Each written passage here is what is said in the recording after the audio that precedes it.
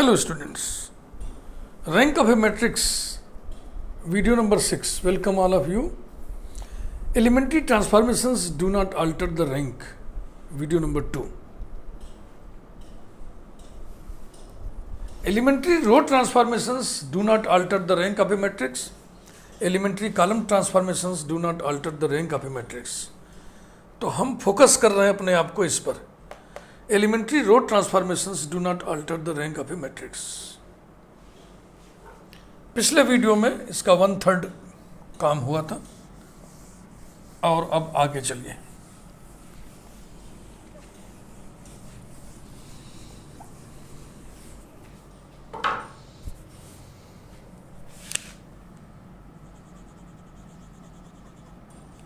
To prove that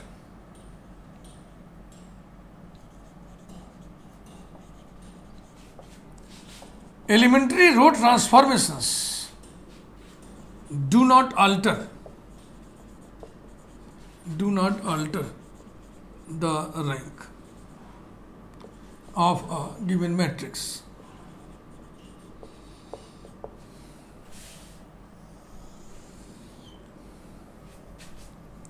Number 1,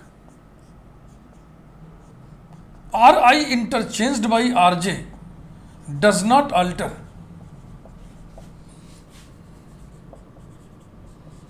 the rank of a matrix. ये पिछले video में हम लोग इसका प्रूफ और इलस्ट्रेशन दोनों पढ़ लिए. नंबर 2, अब इसकी बारी है. The elementary row operation Ri replaced by k into Ri, where k is a non-zero number, does not alter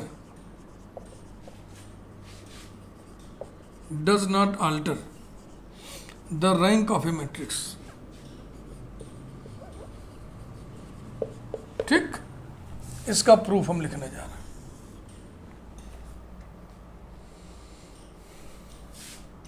Let capital A be a given matrix such that rank of A equal to R. Then by definition, then there is at least one non-zero minor of rth order, non-zero minor of A. Then there is at least one non-zero minor of rth order of A, comma, and all the minors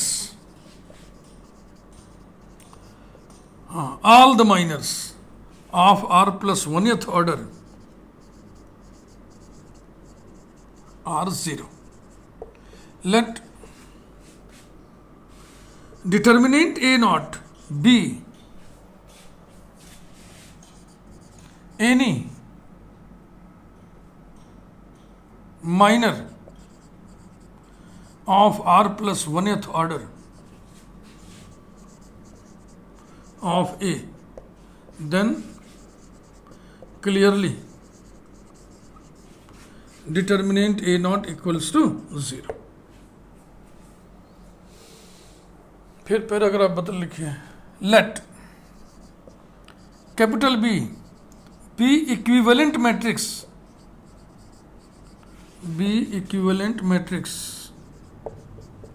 obtained from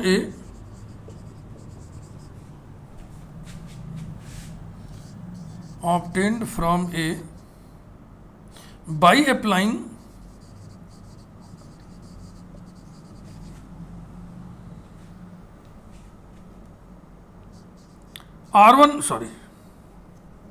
Ri is replaced by k into Ri, where k is a non-zero number to A.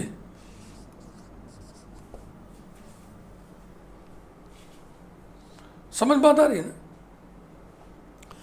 let A be a given matrix such that rank of A equal to R. Then there is at least one non-zero minor of rth order of A and all the minors of R plus 1th order are 0. Let determinant A not be any minor of R plus 1th order of A. Then clearly determinant A not यानी कि R plus 1th order का minor 0 होगा और A के पास rth order का कम से कम एक non zero minor है। अब A पर हमने ये ऑपरेशन लगा दिया, ये वाला, तो एक नई मैट्रिक्स मिल गई, उसको इक्विवेलेंट मैट्रिक्स कहते हैं, उसको हमने B से डिनोट कर दिया। Let B B equivalent matrix obtained from A by applying Ri replaced by KRI to A। Let determinant B not be determinant B not ये NOUGHT ये स्पेलिंग है, नॉट माने होता है जीरो, सिफर। इसको हम पढ़ रहे हैं ना A नॉट B नॉट, तो हम चाहे तो इसको पढ़ें B जीरो B सिफर। हाँ, इसलिए बता दिए कि हो सकता है नॉट न समझ रहे हो, बी नॉट बोल रहे हैं तो आप NOT नॉट समझ लें। NOT नॉट भी होता है, KNOT नॉट भी होता है, NOUGHT भी नॉट होता है। तो ये नॉट जो होता है ये जीरो होता है, जीरो का पर्यायवाची है। Let determinant B not be any minor of R plus 1th order of capital B, then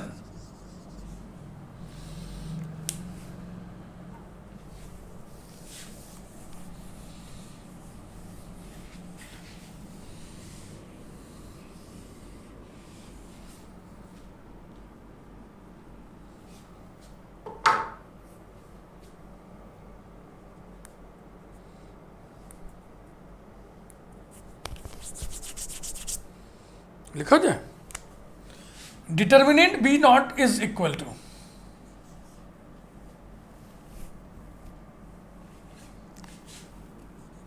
के into determinant A not if determinant B naught contains affected प्रभावित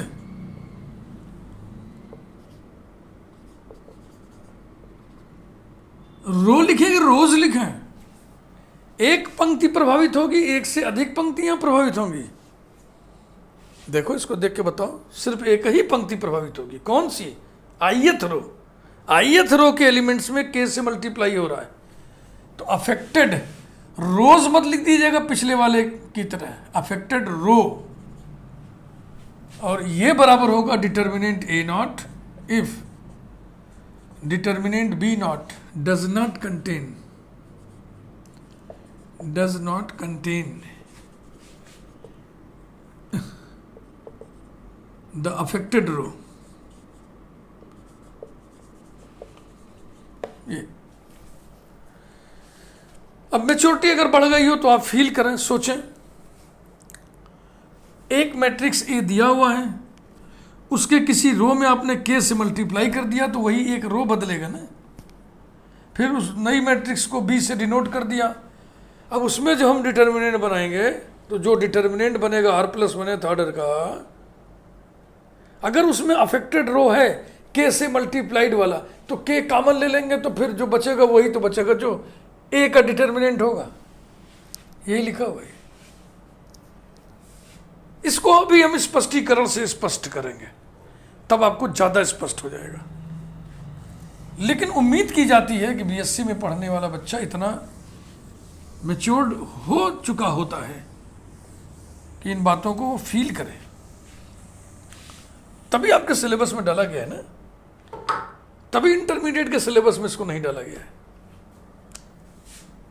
सिंस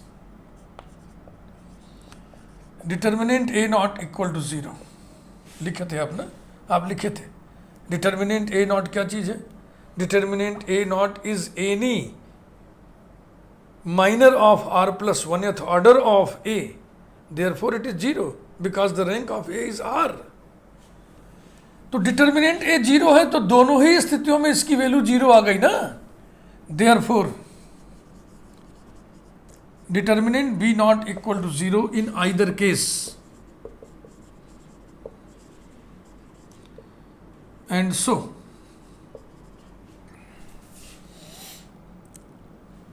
B के R प्लस 1th ऑर्डर के सारे minor 0 हो गए तो B का rank R होगा। निर्णय ले लिया जाए क्या? And so rank of B is equal to R which is also the rank of A। हाँ, निर्णय ले लिया जाए। क्यों? क्योंकि फिर देखो दोहरा रहा हूं मैं, A का rth ऑर्डर का माइनर नॉन जीरो है ना कोई, तो rth ऑर्डर का वो नॉन जीरो सारणिक बनने में जो जो एलिमेंट लगे थे वो सारे एलिमेंट बी में हैं क्या? हाँ हैं, कोई नहीं उड़ गया। इसलिए rth ऑर्डर का कम से कम एक माइनर बी का भी नॉन जीरो होगा और r प्लस 1th ऑर्डर के सारे माइनर जीरो हैं, ऐसा आपने दिखा दिया तो रैंक हो गया ए गिवन मैट्रिक्स है, उस पर आपने एक एलिमेंट्री रो ऑपरेशन लगाया, R I is replaced by K into R I, equivalent matrix मिल गया बी, उसकी भी रैंक उतनी ही जितनी ए की है।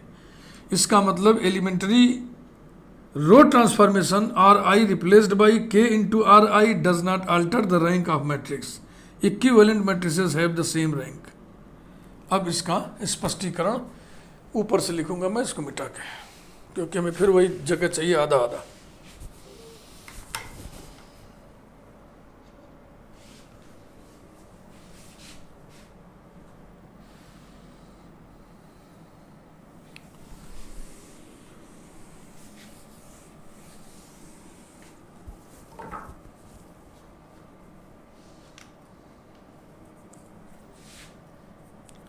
Illustration.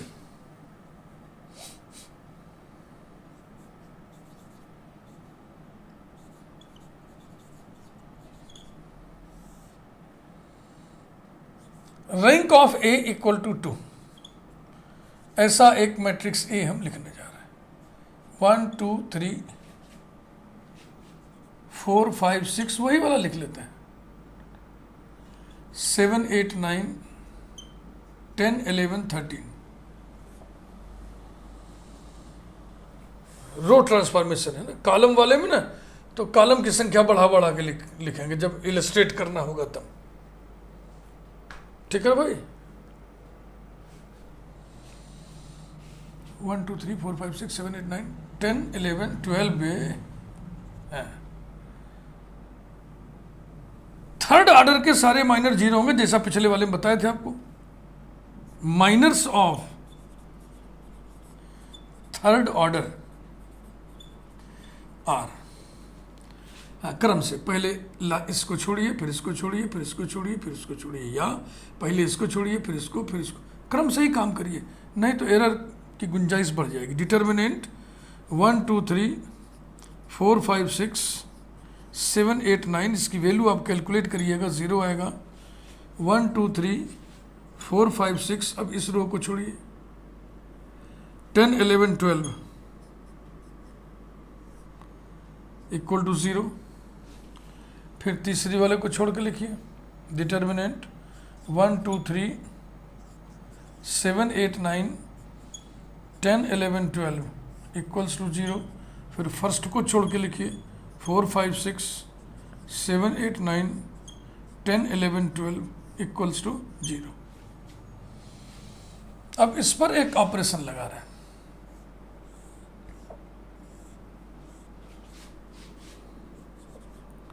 B equal to,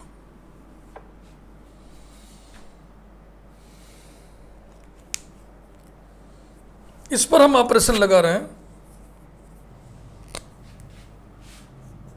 R1 is replaced by K into R1 where K is a non-zero number। First row के सभी एलिमेंट्स में K से मल्टीप्लाई कर दो कौन बदलेगा? केवल फर्स्ट रो बदलेगा, उसे हम ब्लू कलर से लिख दे रहे हैं। के, 2K, 3K, बकिया सब वैसे ही। 4, 5, 6, 7, 8, 9, 10, 11, 12।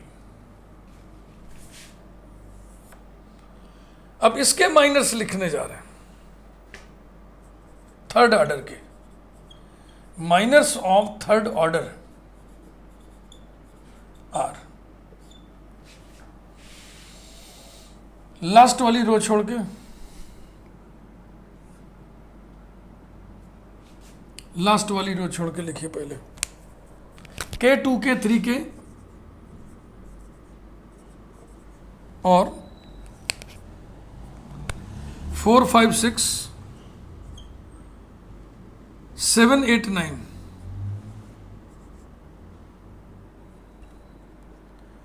फिर तीसरी रो छोड़ के K, 2K, 3K,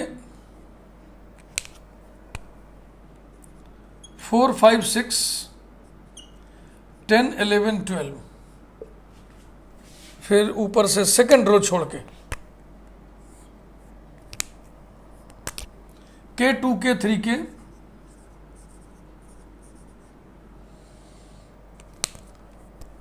7, 8, 9। ओए ये कौन सा आ गया?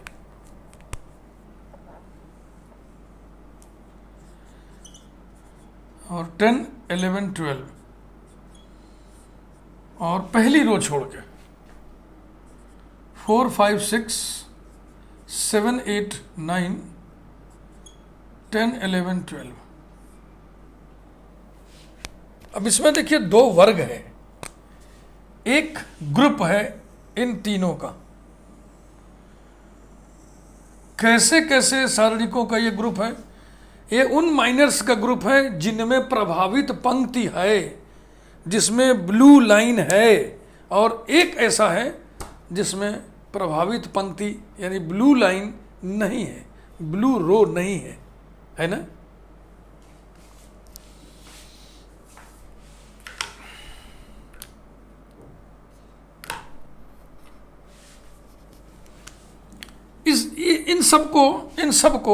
इन सबको इकट्ठा बी नॉट डिटर्मिनेंट, और इसको ए नॉट डिटर्मिनेंट आप बोले, तो यहां पे लिखिए कि ये वाला जो डिटर्मिनेंट बी नॉट है ये बराबर होगा, इसमें से के हटा लो, के हटा लो तो क्या बचा, के हटा लो तो क्या बचा, इससे कनेक्ट हुआ कि नहीं बोलो? के हटाने के बाद जो बचा यही तो बचा, और ये डिटर्मिनेंट ए नॉट है, के इंटू डिटर्मिनेंट ए नॉट। वही स्थिति यहां भी है, determinant B not equal to, ऊपर से के हटा लो, के के बाद क्या बचा, कोई डिटर्मिनेंट ए नॉट। कौन सा? 4, 5, 6 वाला कौन है? ये वाला है, तो ये जो है ये वाला है। बोलिए हाँ कि ना? फिर इसमें डिटर्मिनेंट बी नॉट बराबर के कॉमन ले लिया तो क्या बचा, 1, 2, 3, 7, 8, 9 कहाँ है? ये वाला है, ये वाला है, ये डिटर्मिनेंट ए नॉट है। और इसमें कुछ कॉमन लेने की जरूरत ही नहीं, ये सीधा सीधा इसी के बराबर है। यानी कि इस वाले केस में आप कह सकते हैं कि determinant B not equal to determinant A not. यही तो मैं लिखा था प्रूफ में, यही तो मैंने प्रूफ में लिखा था कि if determinant B naught contains blue row then determinant B naught is equal to K into determinant A naught. If determinant B naught does not contain blue row, then determinant B naught equal to determinant A naught। चूंकि determinant A naught 0 है, इसलिए determinant B naught की value सभी स्थितियों में 0 होगी। यानी third order के सारे माइनर 0 हुए। अब बात रही सेकंड ऑर्डर की। अब सेकंड ऑर्डर देखो, ये तो प्रभावित पंक्ति, इसको मत छुओ यार, चलो ये ले लो, ये ले लो। तो इसमें आप सेकंड ऑर्डर का जो माइनर बनाओगे 4, 5, 7, 8 0 के बराबर है क्या? नहीं है। 8 चौक के 32, 7 5 35। तो ये सेकंड ऑर्डर का माइनर जिन 4 एलिमेंट से मिलके बना है वो है 4, 5, 7, 8। 4, 5, 7, 8 ये चारों उड़ गए क्या? नहीं हैं, इसमें भी हैं। तो इन चारों को लेके इसमें जो सेकेंड ऑर्डर का माइनर बनाओगे 4, 5, 7, 8 तो क्या जीरो आ जाएगा? क्या नहीं, नॉन जीरो। तो सेकेंड ऑर्डर का नॉन जीरो माइनर इसमें जो था, जिसके कारण रैंक 2 होने का फैसला लिया गया था, वो सेकेंड ऑर्डर का माइनर इसमें भी घुसा हुआ है, इसलिए इसकी रैंक कितनी हो गई? 2। थर्ड ऑर्डर के सारे माइनर आपने जीरो दिखाई दिए, सेकेंड ऑर्डर का नॉन जीरो माइनर मौजूद है यहाँ वाला। समझ में बात आ गई ना? तो प्रूफ में यही लिखा जाता है, इसी का फील उठना बाकी होता है। अब एक बार एग्जाम्पल से हम समझा दे रहे हैं, दोबारा प्रूफ पढ़िएगा तो आपको खुद ही लगेगा हाँ हाँ ठीक है, ऐसा तो होगा ही, ऐसा तो होगा ही। आपके बात समझ में आई होगी। अगर नहीं आई होगी तो इस वीडियो को 2 बार, 3 बार, 4 बार, 5 बार देखिए, तब तक देखिए जब तक आपके बात समझ में ना आ जाए। और 10 बार देखने से भी नहीं समझ में आ रहा है तो फिर आपकी ईश्वर मदद करें, कोई टीचर आपकी मदद नहीं कर पाएगा। इतनी जर्जरता अगर आपके अंदर है तो फिर आपका गणित पढ़ना ही बेकार है। Thank you very much.